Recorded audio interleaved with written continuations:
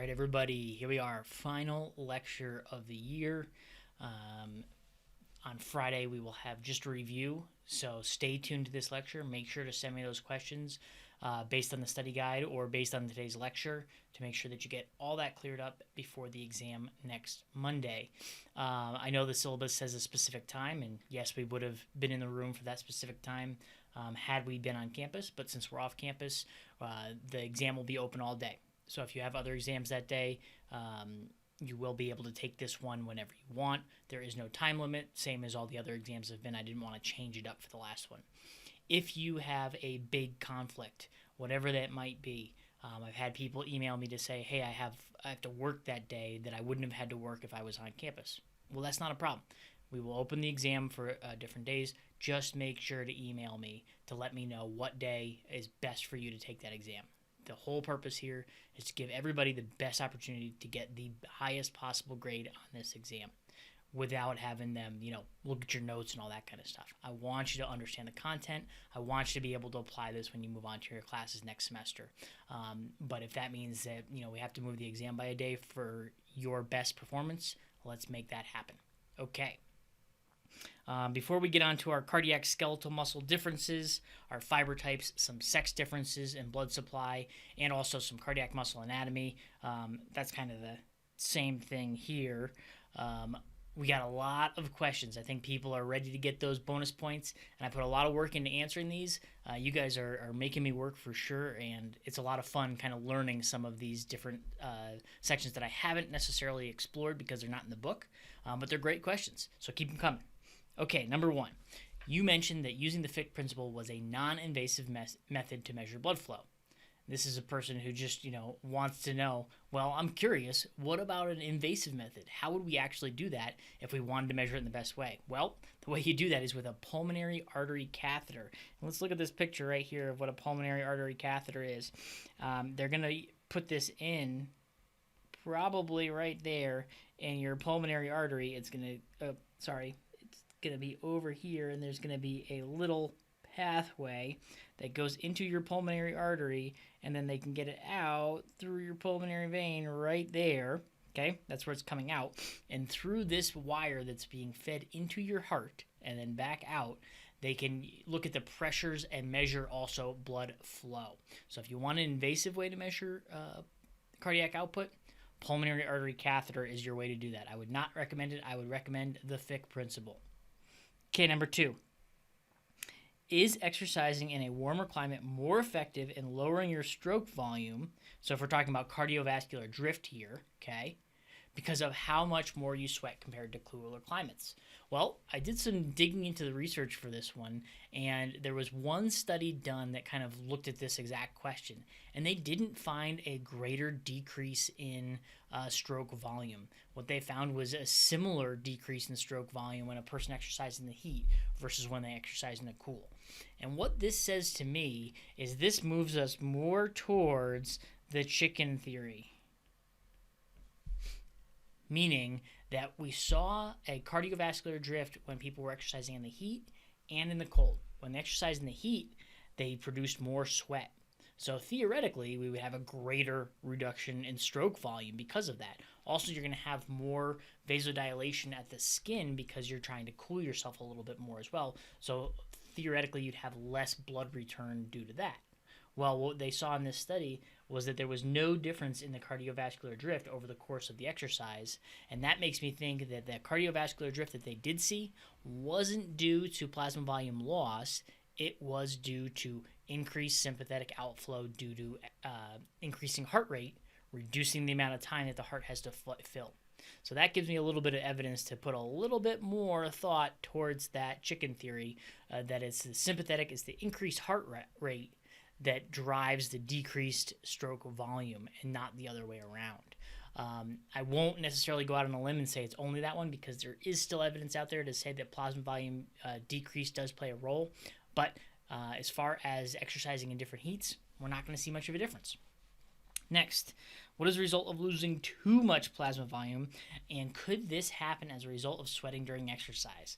Short answer is no, you're not going to get too much of a reduction due to exercise.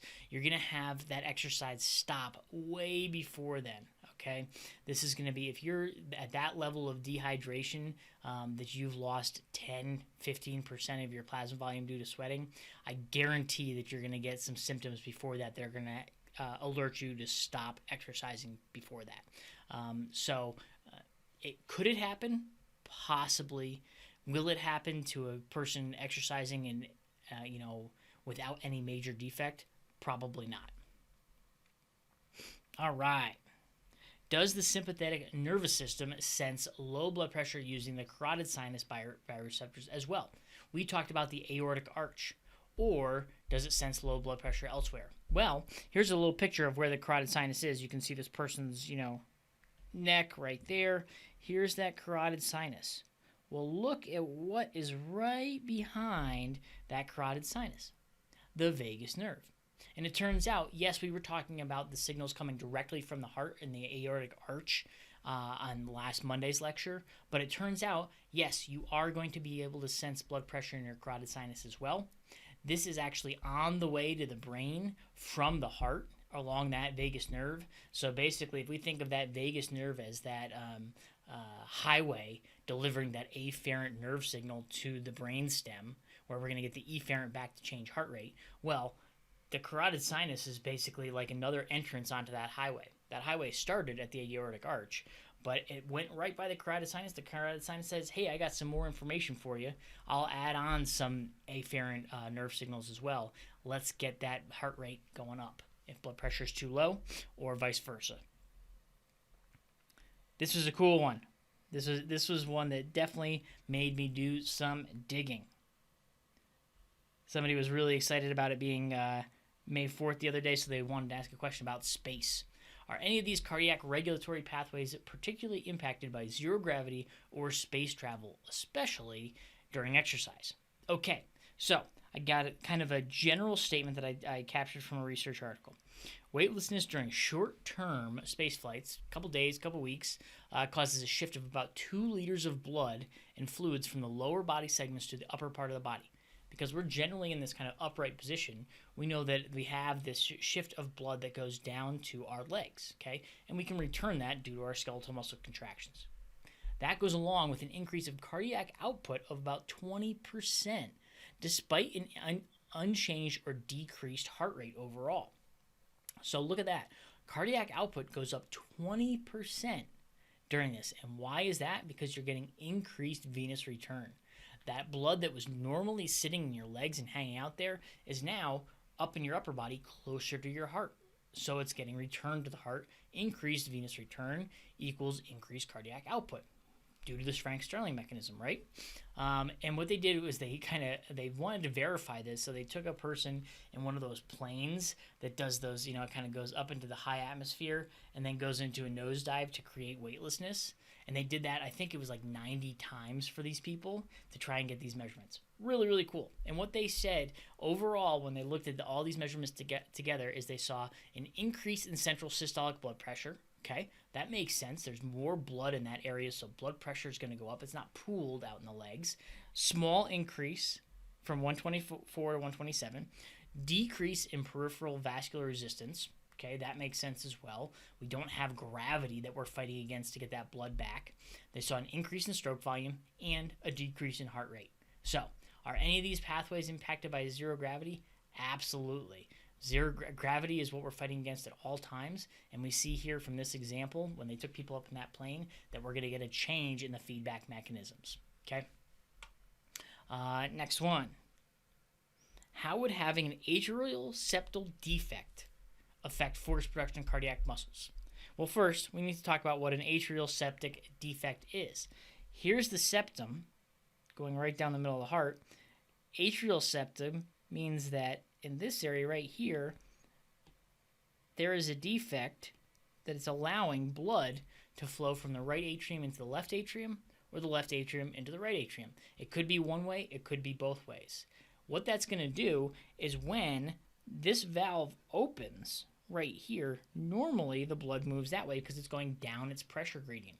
Well, now with that as well, let's stop that phone there. With that hole sitting right here, what we're doing is when that valve opens and the atrium contracts due to that spontaneous contraction of the SA node, we're going to have blood going in two directions, possibly.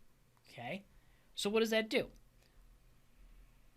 Well, let's look at maximal performance. There's a great study that looked at people. It took people who were about to have surgery to close their ASD, okay, that atrial septal defect. And what they did was they looked at them at preoperative, and they compared their maximal oxygen uptake and exercise performance to a control group, okay, a group who had no ASD. And what they found that before the operation, they were about 70% of normal.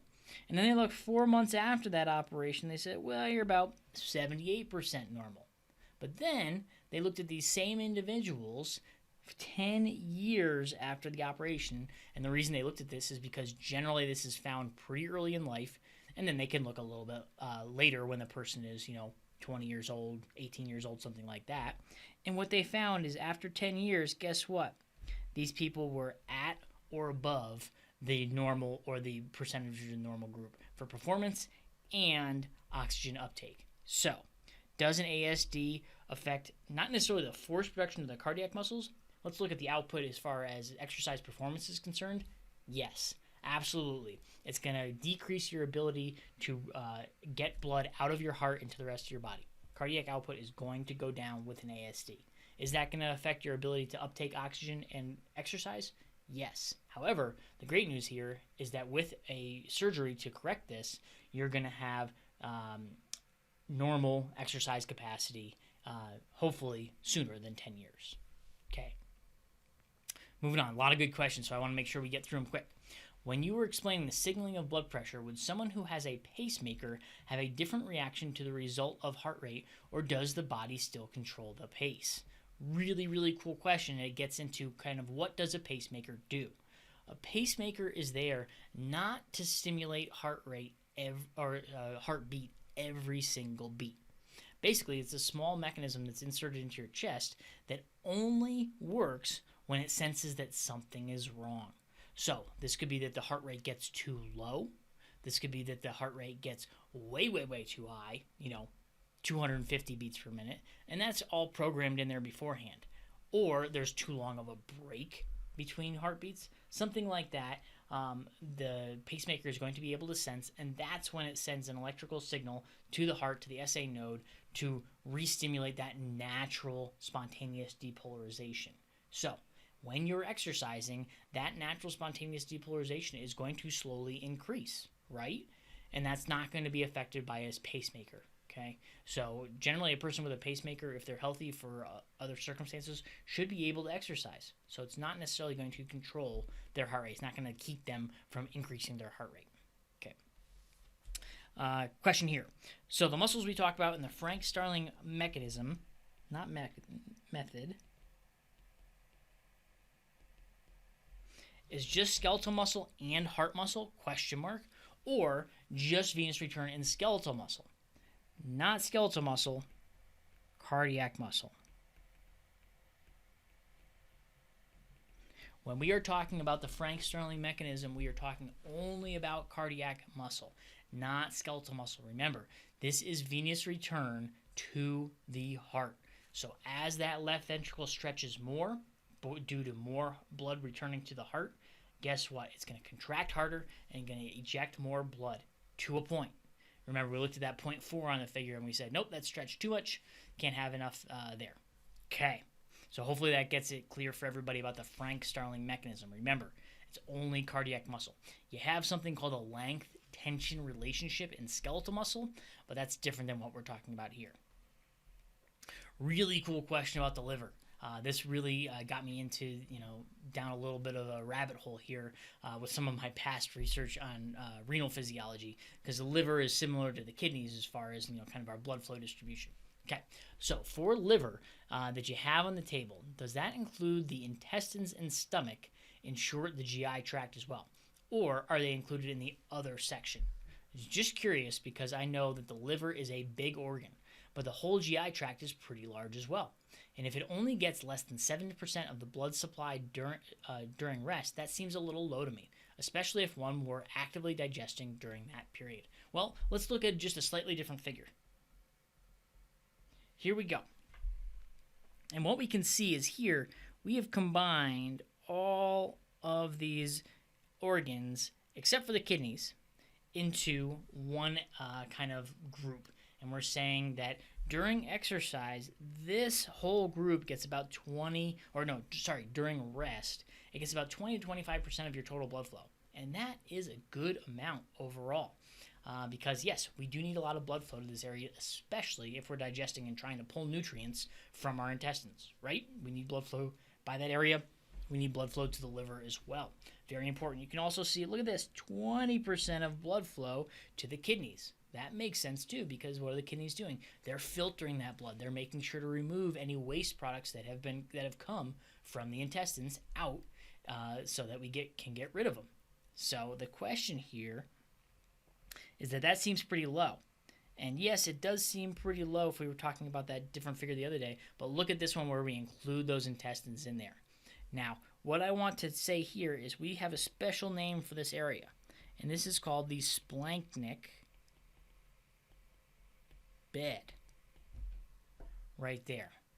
And during exercise, you can see, look at this, 3 to 5%, very low blood flow.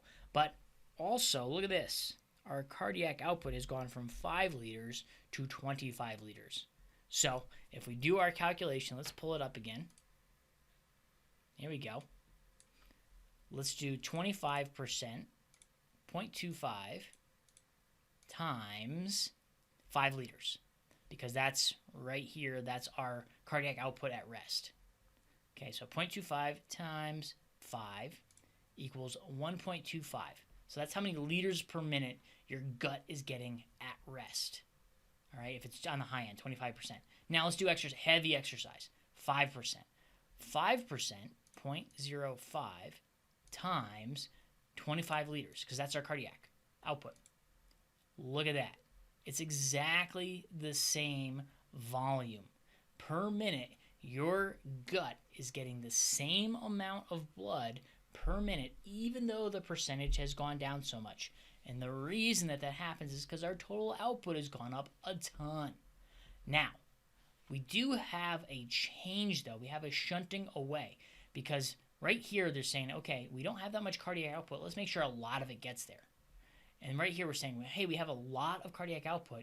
Let's make sure we don't go over that 1.25 because we need it somewhere else. Well, how do we do that? Ta-da!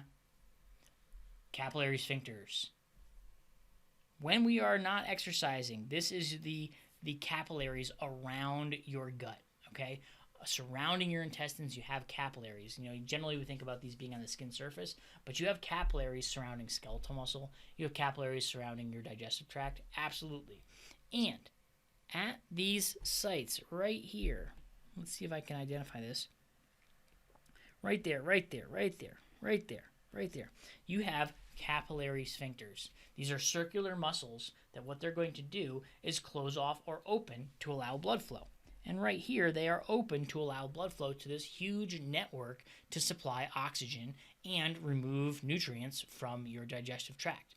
But when you exercise, here we go, sphincters open, allow blood flow through true capillaries. When you exercise, those sphincters close off. So our blood flow through this area during exercise is much faster. That blood flow is faster.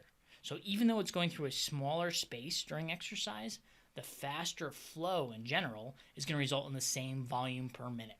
But remember, we are not going into all those capillaries while we're exercising. We are diverting away from the splanchnic bed during exercise. Really cool question. We had another one about that as well. From rest to exercise, the blood flow percentage in skeletal muscles increases a lot. Both your skeletal muscles and your heart are working harder during exercise. So why does the percent not increase at all for the heart during exercise? Well, let's do the calculations. Look at this. 4 to 5%, 4 to 5%. All right, the percentage does not increase. This person's question is right on. But how much blood is the heart getting? 5 liters times, let's do 5%, 0.05. Okay, so we're getting, in this right here, let's change our color. At rest, 0.25 liters per minute. Right? That makes sense. 5% times 5 liters per minute. And then if we do exercise, 0.05 times 25 liters, 1.25.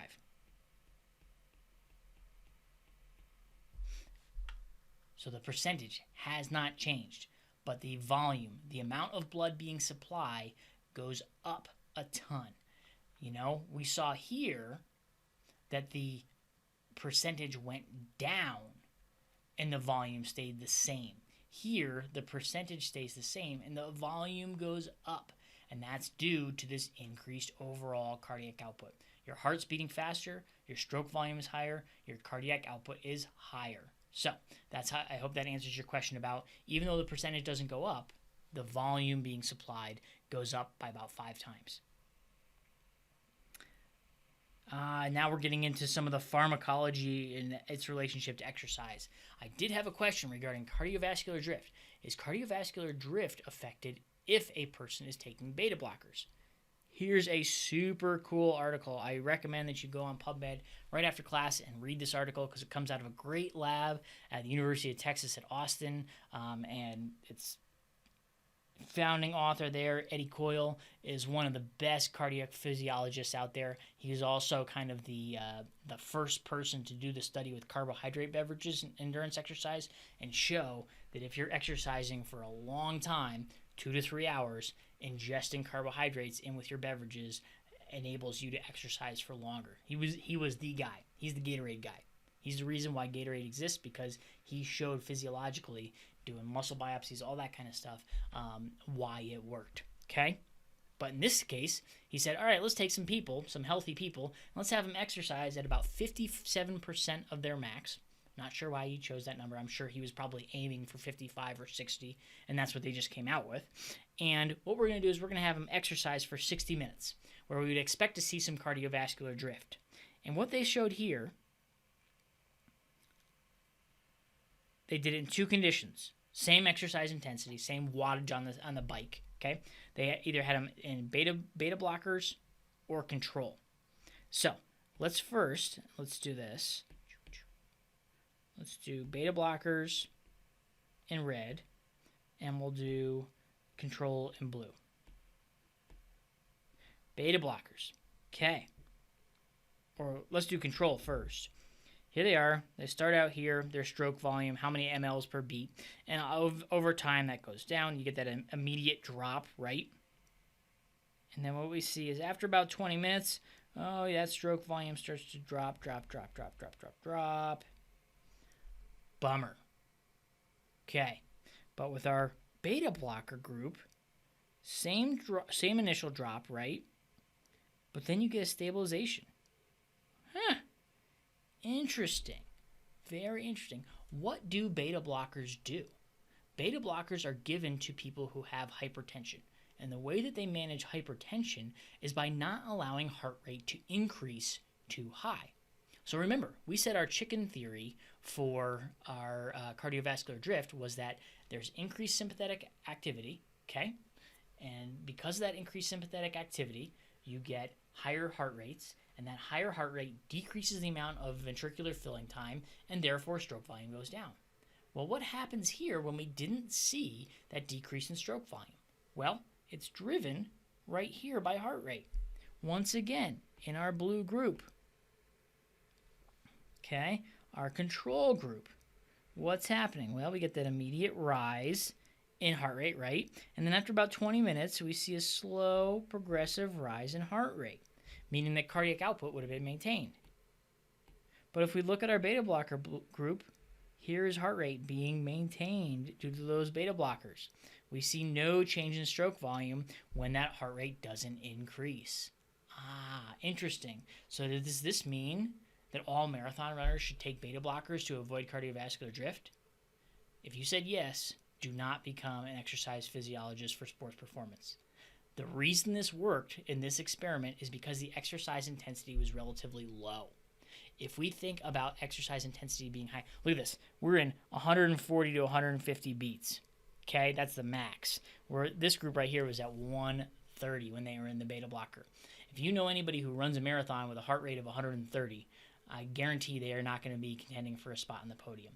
So, does this work when we're at lower intensity? Yes. Would this same benefit be there if we were exercising at 80%, 90% of our max? Probably not. So, to answer the question, do beta blockers influence cardiovascular drift? Yes. And a person who's on beta blockers probably is not going to be able to exercise at a very high intensity anyways, but what you'll see here is lower cardiovascular drift. And cardiovascular drift shouldn't be thought of as a bad thing overall. It's part of the normal exercise response. Okay, moving on. Why is it that oxygen extraction is so low, 25% at rest? Wouldn't it be advantageous if it were higher to make our cardiovascular systems more efficient? This is such a great question, all right? This is really, really cool because it kind of gets to like, why do we only use 25% of the oxygen that our hemoglobin is carrying at rest? This does not make sense. We're wasting that 75%. But it just takes a switch in your mindset when you're thinking about this overall. What this does is it tells us at rest, we have a lot of capacity for quick change. Because we are carrying that much, it enables us that if we have to start exercising very soon, our hemoglobin is carrying that much oxygen that we can quickly increase our exercise capacity. Okay? And so it's not advantageous if we're using it all. If we were using all of that, let's say we're extracting 90% of our oxygen from our hemoglobin at rest, well, then we'd only have the capacity to increase 10%. That does not going to result in a very large change in your ATP production, right? But at rest, we're only using a little bit. And then when we start exercising, we can use a lot more. It speaks to our oxygen carrying capacity. Okay, moving along. All right, here we go. You said blood pools up in the legs when we sit for too long, which then makes us dizzy or lightheaded when we stand up. What this is called is orthostatic hypotension. Does this phenomenon happen in less trained individuals, or is it relatively the same? Okay, let's answer that first question. All right, the answer to that one is yes, it happens less in trained individuals. And then you have to go back to our notes on endurance training to figure out why. The reason that this happens is with exercise training, you get increased plasma volume. If your plasma volume goes up, you're not going to have as much hypotension. All right, you're going to have more blood return to the heart and the ability to transmit that a little bit easier. Second part of the question, part 2. Alternatively, I once learned that if you become lightheaded after standing up, it may be due to not enough iron in your blood. Can you elaborate on this? Same thing we talked about before when we were talking about altitude acclimation. It could be true. Orthostatic hypotension may be due to iron deficiency. That could be one way that you can increase your ability to produce red blood cells and therefore increase your overall blood volume. However, it's only for people who have that. If you get lightheaded when you're standing up, that's not because you haven't eaten a steak for the past couple days or haven't taken your iron supplement. It's only for people who have iron deficiencies that could be true. All right. Talking about lactate now. If blood supply decreases in the liver and kidney during exercise, how does this affect our ability to get rid of lactic acid during exercise? Wouldn't the blood supply of the liver need to increase? And this goes back to the Cori cycle. Cool. I love that people are bringing in concepts from previous units to talk about when we're talking about blood supply because it's all connected. That's what physiology is. We said that when we're exercising right here, okay, we're using glucose, converting it into pyruvate. If we're exercising at a rate that doesn't have enough oxygen to move this into the Krebs cycle and eventually to the electron transport chain, then we're going to make lactate. That lactate will get shuttled to the liver where it gets reconverted back into glucose. That glucose goes back to the exercising muscle. Okay? But during exercise, we're going to make more lactate, right? Wouldn't it be better if we have more blood flow to the liver? Well, yes, but you have to remember the other part to the lactate shuttle. There's not just that lactate shuttle that brings it to the liver. There's also the lactate shuttle. I know this is a little bit blurry, but you have exercising muscle right here, producing lactate. that lactate is going to get shuttled out of those skeletal muscle cells to less active muscle and inactive muscle.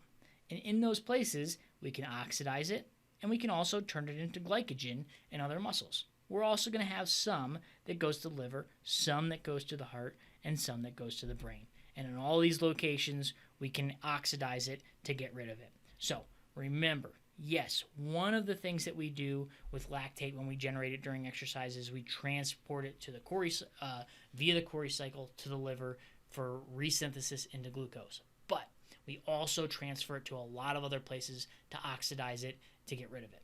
So just remember those two parts. Whew. That covers the questions. Let's move on to a quick review, and then we'll get into the last little bit of content.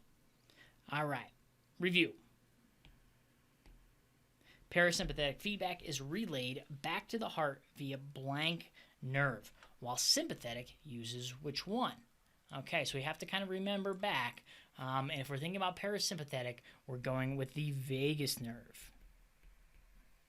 While the sympathetic, which is going to increase heart rate, uses the cardiac. Next question. What is the direct Fick method equation for calculation of cardiac output? This would be a good one for you to study and know pretty well for the final exam. All right?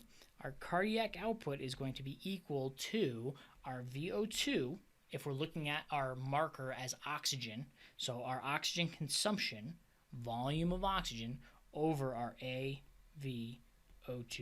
difference. So understanding that equation would be very helpful for at least one question on the final. I can guarantee that. And then what are the two theories for why cardiovascular drift occurs? We have our egg theory, which says 1, we increase sweat. 2, we decrease plasma volume. 3, we decrease venous return.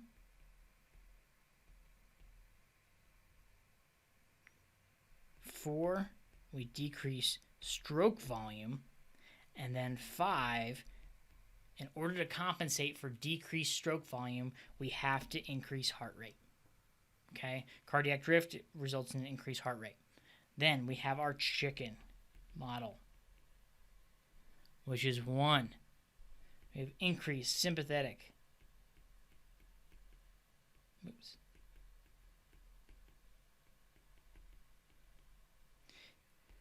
2, we're going to increase our heart rate because we have increased sympathetic outflow. Okay? And then 3, decreased stroke volume to maintain cardiac output. Remember, the name of the game here in cardiac drift is that we're trying to maintain cardiac output. The chicken method says, well, heart rate goes up first, and because of that, stroke volume goes down. Our egg one says, well, we're decreasing our plasma volume, we're decreasing our venous return, stroke volume is going to go down. Then in order to compensate for that, our heart rate needs to go up. And remember, we have a little bit of both going on here. But in our review, just from a couple questions ago, we've shown that there's a little bit more evidence for that chicken side than there is for the egg side. All right, new material. So let's move on to our cardiac muscle versus our skeletal muscle. Just a quick little difference and why this is so important when we're talking about heart beating during exercise in general.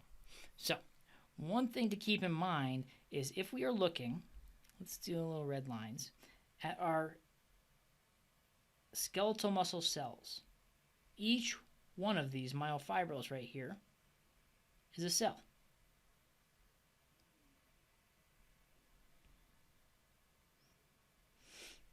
If we had, here's our cell body, right? Coming down to activate this cell. An action potential is going to come down and it's going to cause that influx, remember, of sodium, which is going to cause that depolarization of the T tubules, everything like that, and the sarcomere is going to shorten.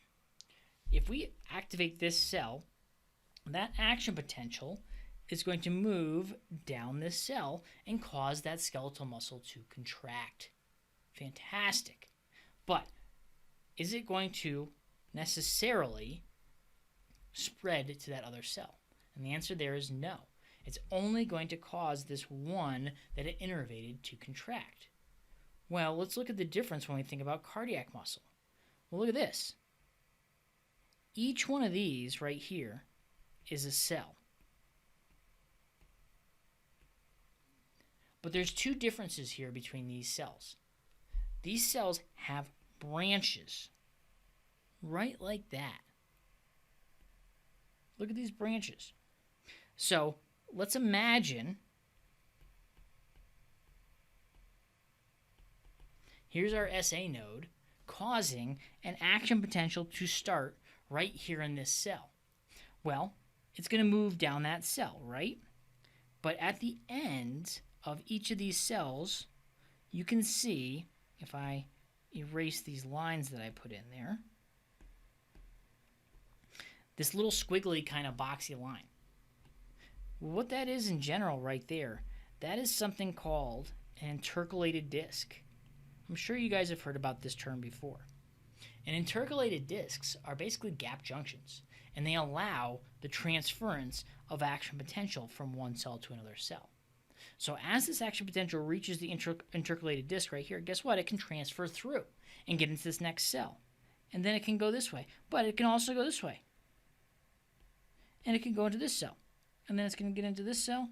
And we're over here. We're over here. We're going to go down this guy. Action potential is going to go this way. And what you want to think about this is when our skeletal muscle contracts,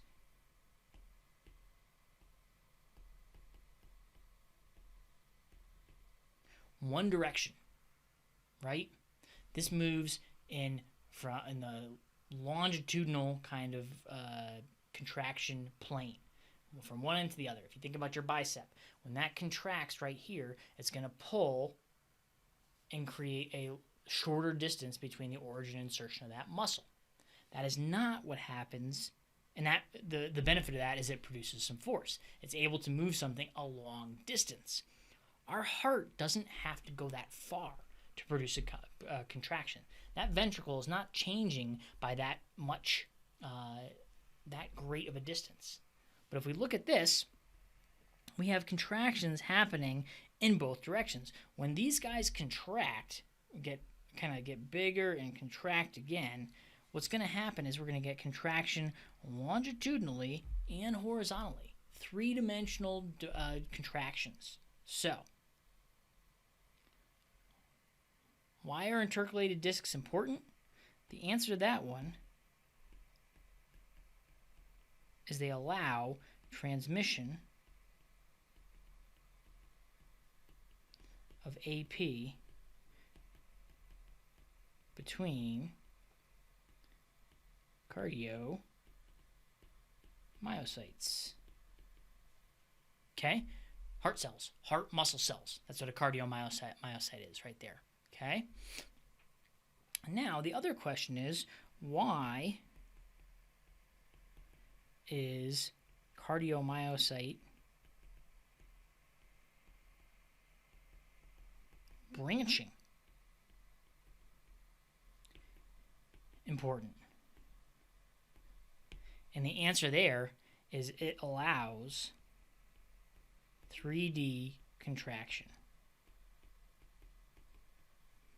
Just like we talked about with those Purkinje fibers being down near the point of the heart, creating that toothpaste-type squeeze of the heart, if we didn't have branching, we wouldn't be able to contract in 3 dimensions all around that chamber. All that would happen is the heart would just get really short or really long, really short or really long, not squeeze in and expand out. Okay? So that's why that branching is really important. So just a quick little primer about the difference between these types of muscle cells. Now let's move on to the type of muscle fibers. So we're moving from the heart back to skeletal muscle now and saying if we're supplying blood to different muscle fibers during exercise, which ones are going to receive the most blood flow? And this is a pretty obvious one. I think everybody's going to kind of understand this one. Our type 1 muscle fibers are going to be our aerobic muscle fibers. If we remember back to the slide where we showed the skeletal muscle biopsy and the different types of muscle fibers, the ones that were type 1 were colored in red because they needed a lot of oxygen to get to the electron transport chain. So our type 1s are going to have our most blood flow.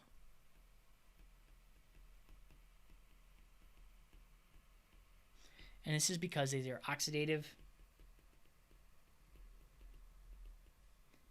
and they're slow twitch. Our type 2A are going to have the middle blood flow.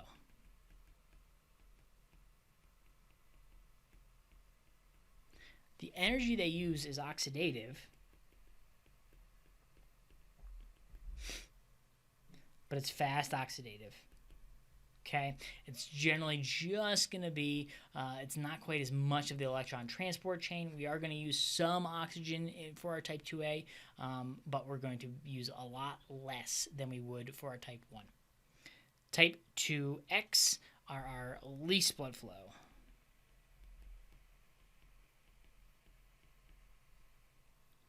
Remember, these are glycolytic.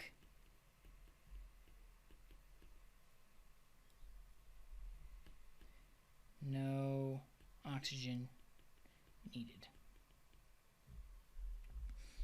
Okay, so if we want to talk about our 3 different fiber types, which ones need the most blood flow, the type 1 muscle fibers are going to get the most amount of blood flow, especially when we start exercising. Okay. Ooh, a fun example here about how exercise changes oxygen supply. And we talked about percentages overall before and where that went in the body, okay? But let's think about overall how much oxygen the body can carry to different areas and how this depends on cardiac output. So, if we think about rest, we've calculated this before, and then we know, remember we get about, 20.1 mLs of O2 per deciliter of blood. Well, if we convert that and say that there are 10 deciliters in 1 liter, we're going to get about 200 mLs of O2 per liter of blood. Okay, so that gives us how much oxygen our blood carries at rest. Now, what is the cardiac output at rest? Well, we said it's heart rate times stroke volume. So if that heart rate at rest is about 70 beats per minute, and we multiply that by a stroke volume of about 0.07 liters per beat, our beats will cancel out, and that will get us about 5 liters of blood per minute as our cardiac output. So what does that tell us overall for our oxygen supply? Well, we'll take our 200 mLs of O2 per liter of blood, and we'll multiply that by 5 liters of blood per minute. And if we multiply those two together, we get about 1,000 mLs of oxygen per minute. And that's great, because if you remember back to our kind of calculations, our estimations of VO2, and we said at rest we need about 200 mLs of O2 per minute. And that's way less than what we have dissolved in the blood. But guess what? We have plenty being supplied by cardiac output. And remember, we have only that 25% extraction at rest. And that gets us about our 200 mLs, or 250 in this case, to support any activities that are associated with rest. But how does this change? What happens during exercise? Okay, let's zoom down here. How much oxygen is carried by the blood during exercise? It's the same. 200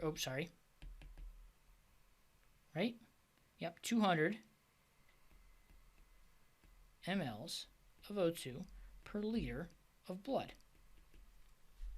Nothing has changed with our hemoglobin concentration to enable our blood to carry more oxygen. Our blood carries exactly the same amount. What has changed is the cardiac output, heart rate times stroke volume. In this case, we're going to say we are at maximal exercise. Our heart rate has gone up to 200 beats per minute. Woo! We are exercising really, really hard. Okay? With this, our stroke volume, due to our Frank-Starling mechanism, has also gone up as well. The degree looks very small here, but if you think about the heart, adding in a whole 100th of a liter is a fair amount extra volume there. Okay, so we're up to 0.08 liters per beat. If we once again cancel out our beats, this is going to give us a cardiac output of 16 liters per minute. So we've gone from 5 liters to 16 liters. Now, if you look at the oxygen supply due to this, well, it's 16 liters of blood per minute times 200 mLs of O2 per liter of blood. Those guys will cancel, the liters of blood units cancel out, and if we do this, we get 3,200 mLs of O2 per minute being delivered. So when our heart rate goes up so much and our cardiac output goes up as well, that's going to increase our ability to provide oxygen to the skeletal muscles that are working and needing those in the mitochondria for our ATP production. The last thing I want to do is talk about how sex differences might influence this. And we talk about this a lot. If you look at the marathon times, the leading women marathoners are going to beat pretty much anybody out there except for a very, very small percentage of men who can run a little bit faster. And the question is, why do we see this difference in endurance sports between men and women? And if you look at extreme endurance sports, like ultra marathons, you start to see that division get even closer. In fact, in a lot of cases, we're having female winners of ultra marathoners, and that's because the exercise intensity isn't quite as high. But when it's at the level that it is for a marathon, which is going to be about 85 to 90% of a person's VO2 max, the ability to transport oxygen is paramount. And what is the biggest difference between males and females when it comes to this exercise? It all boils down to testosterone. And we know that in general, men are going to have a higher concentration of testosterone in their blood than women. Well, what does this testosterone do to enable us to provide more oxygen to our working muscles? Well, it all has to do with hepcidin. Hepcidin is in this little flow diagram we have right up here, okay? Comes from the liver. Hepcidin reduces the transmembrane ion transporter ferroportin, okay? Which, when we reduce that, it's going to lower dietary iron absorption by reducing iron transport across the gut mucosal cells. So if I eat a steak with a lot of testosterone, and somebody else eats a steak, if there's hepcidin, it's going to reduce that amount of iron that's going through that mucus cell into the body. It's just going to be passed through. You're going to get rid of a lot more of that iron. Number 2, it reduces iron exit from the macrophages. Okay, so those macrophages in your blood right now are a main site of iron storage. But hepcidin is going to say, oh, no, don't get rid of that iron. Just hold on to a macrophage. And the last one, it's going to reduce the iron exit from the liver. Well, how does testosterone play a role in this? Well, let's look at the diagram. Testosterone right here is going to do a couple things. It's going to act on the androgen receptor in the liver to then reduce our hepcidin. Interesting. And also, testosterone is going to work on the kidneys themselves to increase EPO. It's going to increase these transcription factors as well, which will help with EPO action. All of these together will increase erythropoiesis, and that increased erythropoiesis can help decrease that hepcidin once again. All right? Women, on the other hand, are not going to have as much of that testosterone. They're going to have not necessarily estradiol, but estrogen. Estrogen doesn't have the same effect on the hepcidin that the testosterone does. So, what testosterone does in general is it increases red blood cell production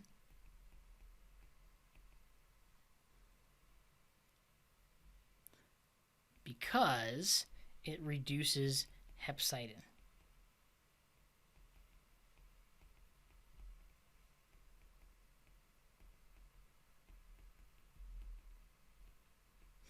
If we have less effective hepcidin, we're going to have more ability to transport oxygen. And where do we generally see that? Well, we generally see that in terms of our hemoglobin. Okay, so let's do the calculations.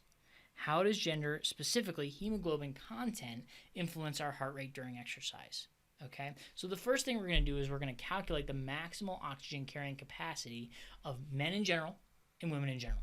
And I'm really saying this in general here because there are definitely circumstances where a female is going to have a higher hemoglobin content than a man. Specifically, I talked to one of my graduate students who went on from here to the University of Alabama, and she talks about how she is absolutely ruined for looking at hemoglobin and hematocrit concentrations. Because when she was here, she was used to seeing hemoglobins 15 to 17 grams per deciliter. And now in Alabama, she sees it in the normal range, which is going to be a little bit lower, kind of in the 10 to 13 range. And she was used to seeing hematocrit values that were around 45 to 50, and now she's seeing ones that are around 30. And because they're at low altitude, you don't need as much any red blood cells in your blood. Okay, so a person from high altitude, like for example, a female training here in Laramie, might have a higher hemoglobin concentration than a man who's training in a sea level location.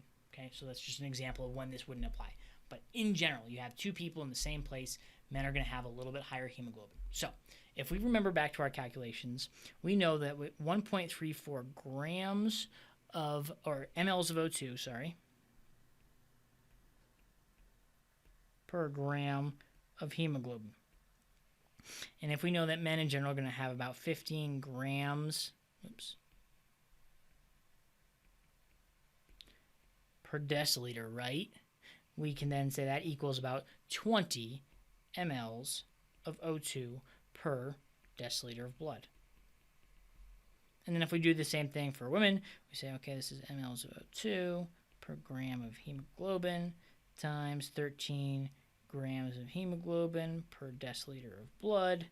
Okay, we'll cancel out our units once again. We'll get 18 mLs of O2 per deciliter of blood. And you're saying, okay, well, the female in this example has 2 mLs of oxygen less per deciliter of blood. How can we talk about that in terms of heart rate during exercise? Well, we can use everything we've learned about cardiac output and oxygen transport and oxygen supply to enable us to find out, okay, well, what is heart rate? Because we know that cardiac output is equal to stroke volume times heart rate, right? So let's go to our example here. What we have just calculated from this one overall was we know that our oxygen carrying capacity in both of these areas right here. So we want to calculate what would happen during exercise that requires 12 kcals per minute of energy. Okay? So what this tells us, 12 kcal per minute. We can determine how much oxygen this needs because we know that 1 kcal of energy is equal to, not 1 kcal. We know that 5 kcals of energy is equal to the consumption of 1 liter of oxygen, or 1,000 mLs of O2. Well, what that does is allows us to cancel out our kcals. We can multiply these across.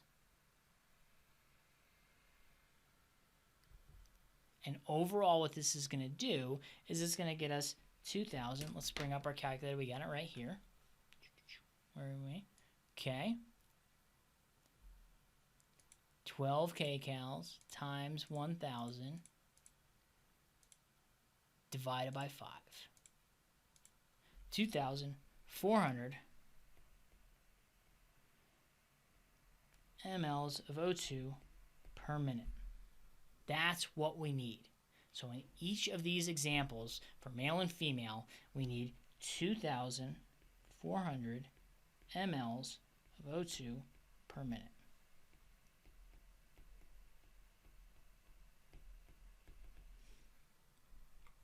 Okay, and what did we do? We just figured out what the maximal oxygen carrying capacity was above 20 or 18 mLs per deciliter. Remember, we got to multiply that by 10 to get it into liters. So we know then that is 200 mLs of O2 per liter of blood for the males and 180 mLs of O2 per liter for the female. Okay. Well, if we know that their stroke volume of their heart is the same, 0.8 liters per beat, 0.08 liters per beat. What we need to do here is figure out how much cardiac output they need to supply 2400 mLs. Right? So we'll take our 2400 mLs of O2 per minute and we'll multiply it by the reciprocal, 1 liter, 200 mLs of O2, because this is going to tell us how much blood we need to supply that much oxygen. So we can cancel out, basically we're multiplying by 1 here. Cancel out our mLs of O2, and that's going to give us, we need 12 liters of blood per minute. If we know that our carrying capacity is this value right here, 200 mLs of O2 per liter, if we multiply those together, we're going to get 2400 mLs given that. All right? So our cardiac output for our male is going to be 12 liters of blood per minute. For our female, same thing, 2,400 mLs of O2 per minute. We'll multiply it by every liter carries 180 mLs of O2. Cancel out our units again. That's going to give us 13.3 liters of blood. Basically, we know because of that lower hemoglobin concentration in our female in this example, that we need a greater volume of blood to carry the same amount of oxygen because the concentration of oxygen within that blood is lower. So that's what we're saying. Here's the concentration of oxygen in that blood. Here is the needed volume. And basically we're saying, okay, if we know this concentration and we know the amount we need, how much output do we need in order to get this 2400 given this concentration right here? Okay? Basically what it's saying is like if you know you have 24 bags of groceries in the back of your car and you can only carry 2 of those per trip, how many trips is it going to take you if you're a male? If you can carry 2, and then if you only can carry like 1.5 bags, that's going to take you more trips. It's going to take you more cardiac output. Okay, so we put our 13.3 liters of blood in here. Now, here's where the fun part goes, because we know that heart rate times stroke volume equals cardiac output. So we know that heart rate times 0.08 liters per beat equals 12 liters of blood per minute.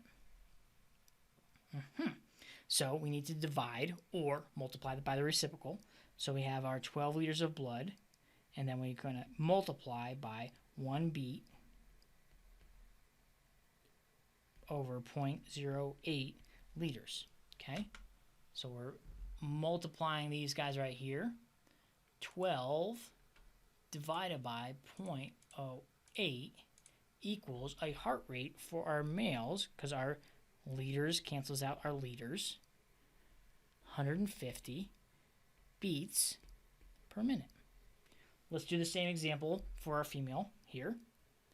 Heart rate equals 0.08. Oh no, sorry, not equals. Well, we can just take our cross multiplying and just do it the easy way. Heart rate is going to equal our 13.3 13.3 liters per minute times 1 beat over 0.08 liters. Cancel out our liters once again. 13.3 divided by 0.08, 166.25. So what have we done here overall? We have taken a lot of our knowledge that's been accrued over the course of this semester and said, okay, we know that hemoglobin is the reason we carry oxygen. And then we also have just shown today that we know that testosterone is related to the ability to create hemoglobin. Well, if we also know about cardiac output, heart rate times stroke volume, we can say that two people exercising at the same work rate, an exercise intensity that requires 12 kcals of energy, which can be converted into mLs of oxygen. If we know that they are exercising at this exercise intensity over here, and we know that their maximal oxygen carrying capacity is this, based on their hemoglobin, well, that tells us that we're going to have a different cardiac output necessary to provide that much oxygen to the working muscles. If we know that their stroke volume is equivalent, well, that's going to result in a higher heart rate for the person who has lower oxygen carrying capacity. Okay? And once again, this is not necessarily specific for males and females. The example I'm giving here is based on the physiology due to testosterone. Okay? So I would run through this example a couple times, clear this out, see where all the numbers come in. This would be a good one to know for the exam as well. Okay? That's going to finish it up for our semester. I really appreciate you guys hanging with the online version of this class. I think we were able to get through some really good stuff. Make sure to email me those questions. Check out the study guide. I'll provide a video review on Friday, and the exam will open up Monday morning at 7 a.m. See you guys soon.